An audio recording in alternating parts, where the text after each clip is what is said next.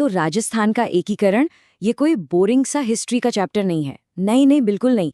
ये तो भारत की सबसे एक्साइटिंग कहानियों में से एक है। इसको ना एक फिल्म या वेब सीरीज की तरह समझिए, जिसमें हीरो हैं, विलन हैं और हाँ, बहुत सारे प्लॉट ट्विस्ट भी हैं। यही तो इस पूरी कहानी की सबसे बड़ी चुनौती थी।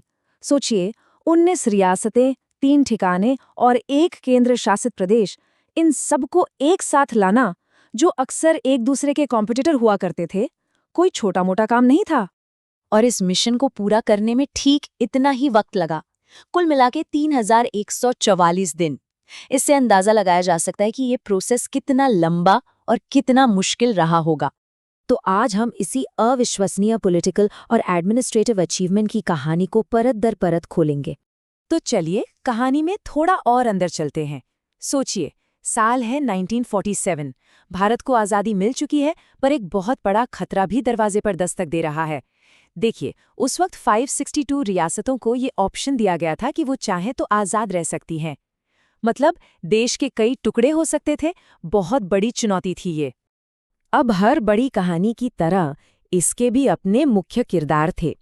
एक तरफ थे हमारे हीरो सरदार पटेल और वीपी मेनन, और दूसरी तरफ थे कई महाराजा जो इस ड्रामा के बड़े कॉम्प्लेक्स कैरेक्टर थे।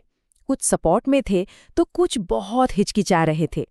अच्छा, तो इस इम्पॉसिबल से लगने वाले मिशन को पूरा करने के लिए भारत सरकार ने एक खास डिपार्टमेंट बनाया, रियासती सचिवालय।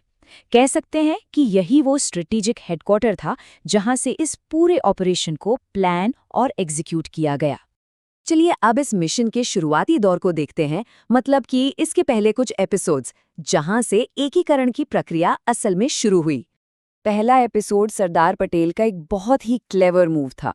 उन्होंने अलवर, भरतपुर, धौलपुर और करौली, जिन्हें ABCD रियासतें भी कहते हैं, उन्हें मिलाकर एक छोटा सा यूनियन बना दिया। ये एक तरह से पहली जीत थी जिसने आगे के लिए माहौल सेट कर दिया।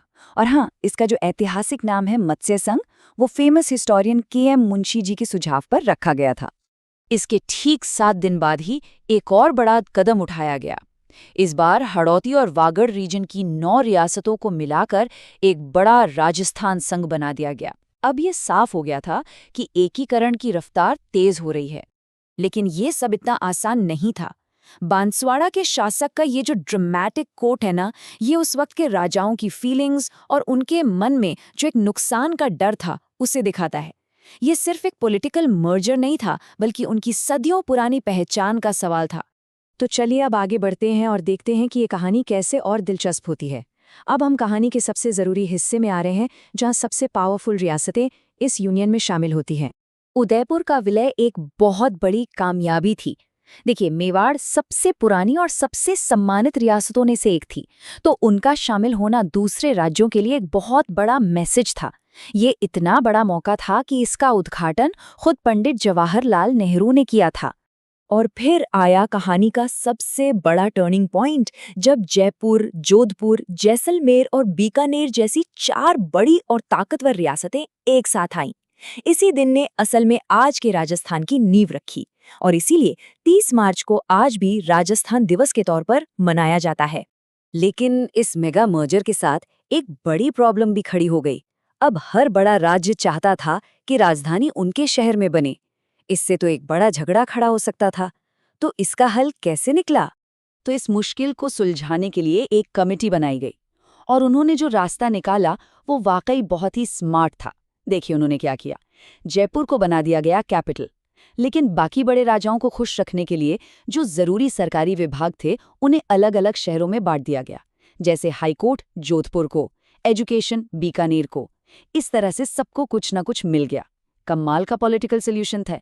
पर कहानी अभी खत्म नहीं हुई थी। अब हम आते हैं बाद के फेज पर, जहां बची खुची मुश्किलों को सुलझाया गया और जो आखिरी टेरिटोरियल डिस्प्यूट्स थे उन्हें खत्म किया गया।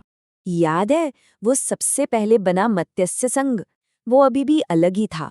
भरतपुर और धौलपुर जैसे राज्य तो उत्तर प्रदेश में शामिल होना चाहते थे। तो इस प्रॉब्लम को सॉल्व करने के लिए एक और कमेटी, शंकर राव देव कमेटी बनाई गई, और उनकी ही सिफारिशों पर आखिर में मत्स्य संघ को बृहद राजस्थान में मिला दिया गया। कहानी का आखिरी ड्रामा हुआ सिरोही के विलय को लेकर। ये मामला काफी पेचीदा और विवादों से भरा था। पहले तो इसे 2 हिस्सों में बांट दिया गया, लेकिन लोगों ने इसका बहुत विरोध किया, जिसके बाद आखिरकार मशहूर हिल स्टेशन आबू और देलवाड़ा को राजस्थान को लौटा दिया गया।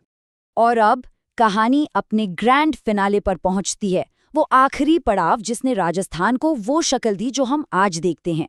1 नवंबर 1956 ये वो ऐतिहासिक तारीख है जब स्टेट रीऑर्गेनाइजेशन कमीशन की सिफारिशों पर राजस्थान का एकीकरण पूरा हुआ।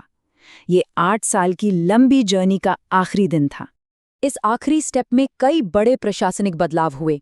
अजमेर मेरवाड़ा का विलय हुआ, कुछ इलाकों की अदला बदली हुई और सबसे जरूरी बात, राज प्रमुख का पद खत्म करके राज्यपाल का पद बनाया गया। इसके साथ ही राजस्थान पूरी तरह से भारतीय संघ का एक अभिन्न अंग बन गया। अच्छा, इस शानदार कहानी को खत्म करने से पहले उन लोगों को याद करना तो बनता ही है जिनके विजन और लगन ने इस एकीकरण को मुमकिन बनाया।